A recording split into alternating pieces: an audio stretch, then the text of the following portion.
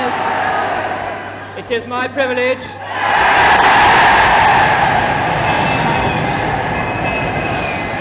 as Senior President of the Students' Representative Council to present to you, sir, the Rector of the University, Dr. James Robertson Justice.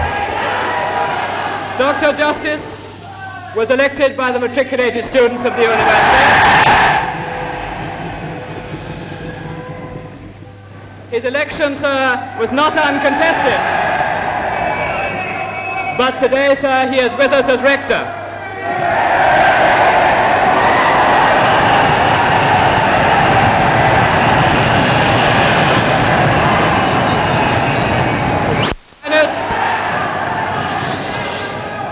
And Chancellor, I have much pleasure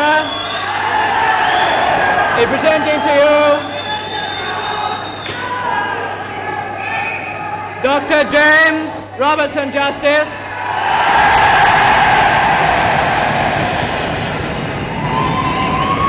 the duly elected Rector of this university, and I, sir, would invite you to invest him with the Rector's robes.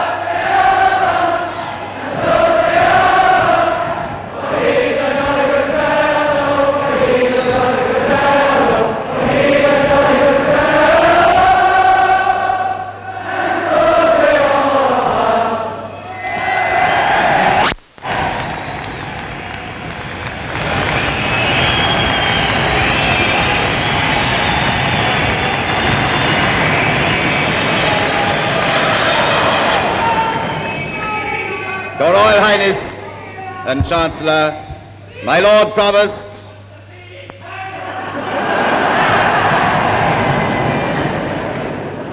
Mr. Principal, my Lords, ladies and gentlemen.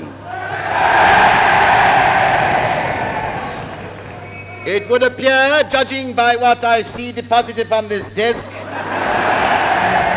and also from that detritus which seems to be occupying the floor, that the most of the students of this university have been seized with catharsis.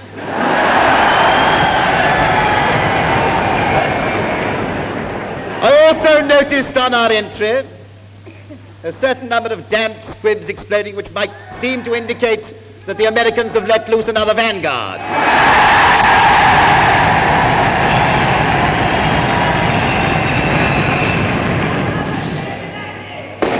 Not and another, equally ineffective.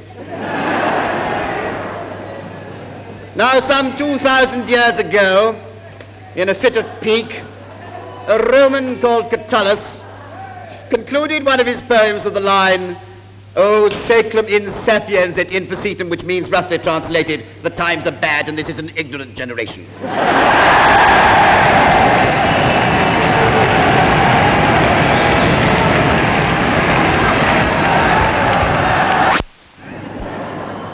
We are constantly exhorted by our half-baked governors, by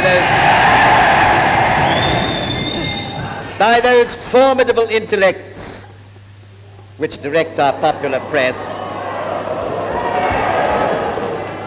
and by every self-important big head and right Charlie in the country,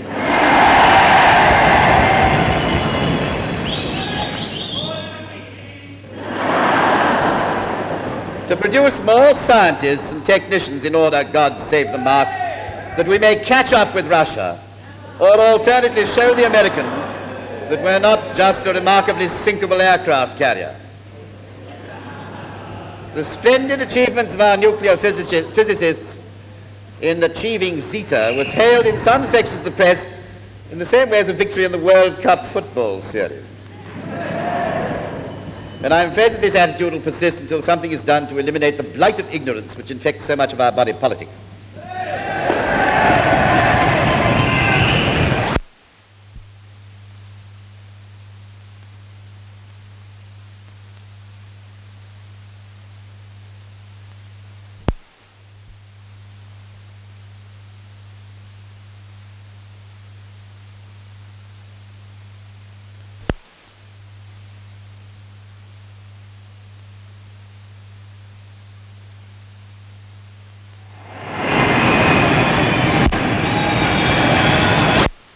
overdose. I repeat again, the teacher should to this rule. I speak to you today as a Scot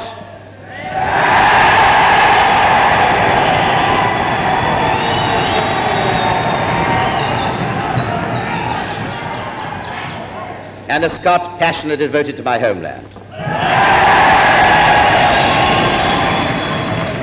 which, in spite of her manifold deficiencies, remains for me the only country in the world into which I can sink my living roots.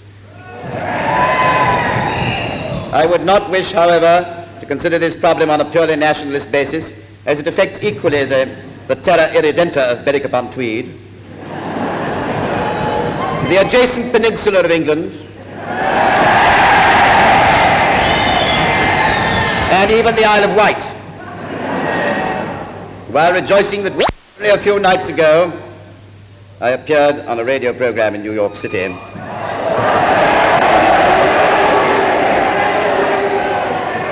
on the occasion when the first successful United States satellite was launched. In the picturesque phraseology of that country, a rocket is referred to as a bird. When it came to my turn to speak, I could not help, as an ornithologist, protesting that a word denoting to us so much of beauty should be applied to these ghastly instruments of destruction.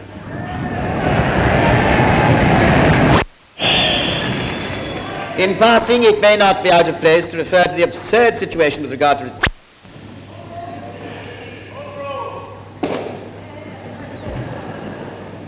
But there's a greater value than the academic one. There is the question of humanity.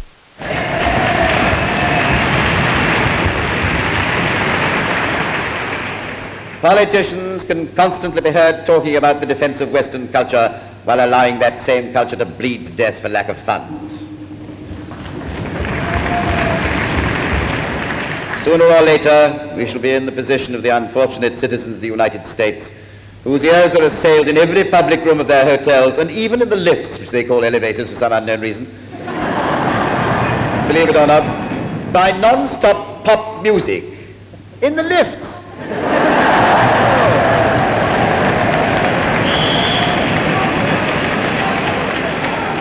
Which, as far as I'm concerned, has an immediately emetic effect.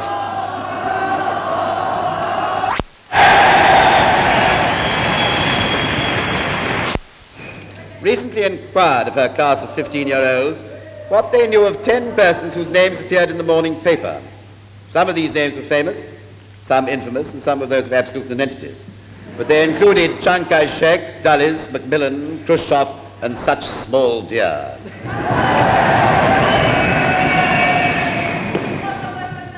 Of these, but very few in the class had ever heard but the name of a crooner.